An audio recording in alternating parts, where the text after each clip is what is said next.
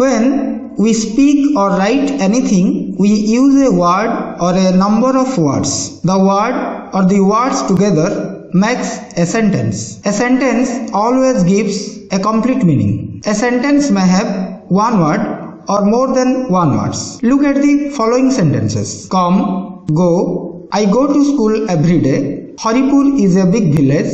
Kamala has two brothers. Here are 5 sentences. The first 2 are made up of one word each. The last 3 are made up of more than one word each. Each one of these is a sentence because it gives a complete meaning. Now look at the following examples. School every day I go to. Village big is a Haripur. Brothers too has Kamala. None of these 3 groups of words gives a complete meaning because in each the words have not been arranged in a proper order. As such, they are not sentences. A sentence is a word or a group of words arranged in a particular order. The orderly arrangement of words gives meaning to this sentence. He goes home, home goes he home. These examples show that in Sanskrit, Hindi or Odia, we can arrange the words in a sentence any way we like and yet express a complete meaning. But the word order in the English sentence is rigid and unchangeable. When there is any disturbance in this word order, the sentence becomes meaningless or gives a different meaning. A sentence is a group of properly arranged words. We cannot change the word order in an English sentence and yet express the same meaning. Now look at the following sentences. India is our motherland.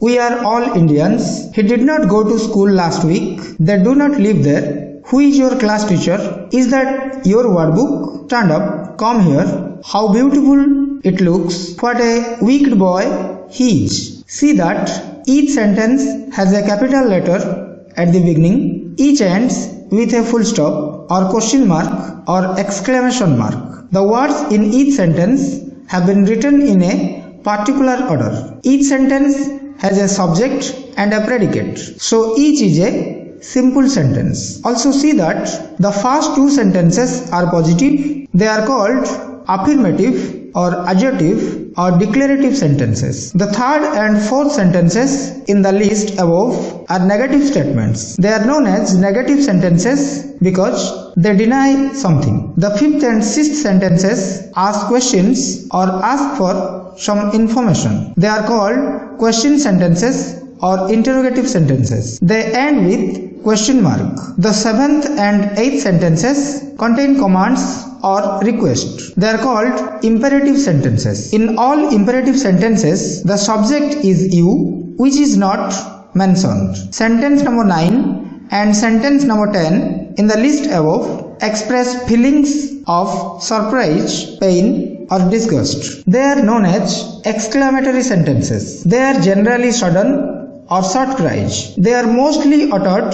without the subject and the predicate. Hence, in the last 2 sentences, the subject and predicate have been kept in brackets. Now, we can say that a sentence is a group of words, usually with a subject and a predicate, which expresses a statement, question, request, command, or a sudden feeling, and which has a complete sense. See the following sentences. Stars twinkle, birds sing, water flows, wind blows, dogs bark. Each of the sentences above is made up of 2 words. The first word is known as the subject because something is said about it. It is a noun or a noun group or its substitute is always the subject in a sentence. The second word in each sentence above is known as the predicate because it is what is said about the subject. It is a verb. We can put it briefly as follows. Every sentence speaks something about something else. What is spoken about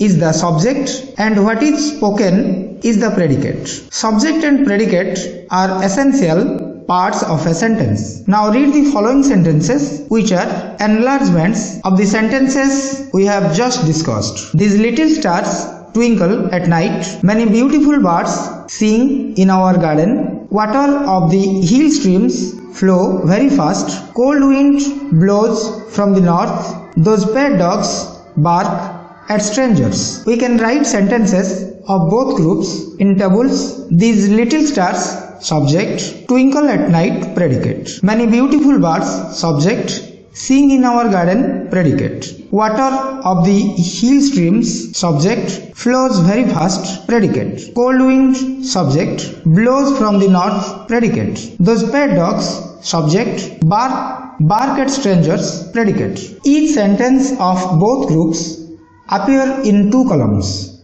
the subject column and the predicate column. In the sentences of table 1, all the words in the subject column are nouns, all the words in the predicate column are verbs. Both subject and predicate are single words. In the subject column of table 2, all words written in italics are nouns and other words in the subject column are modifiers of nouns. In the predicate column in table 2, all words written in italics are verbs and other words in the column are modifiers of the verbs. One can also see that both the subject and predicate in table 2 are word groups, not single words.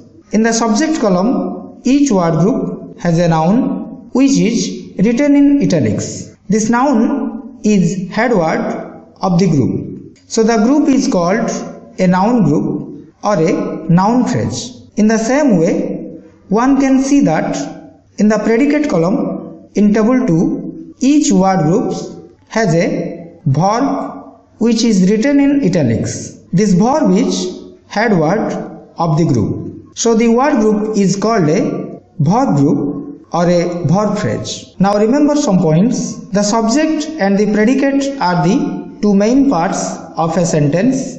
If the subject in a sentence is only one word, this must be a noun or its substitute, a pronoun, like table 1. If the subject in a sentence is a word group, it must have a noun which is the head word of the subject group. This head word comes at the end of the subject group. If the predicate in a sentence is a word group, it must have a verb which is the head word of the predicate group. This head word comes at the beginning of the group.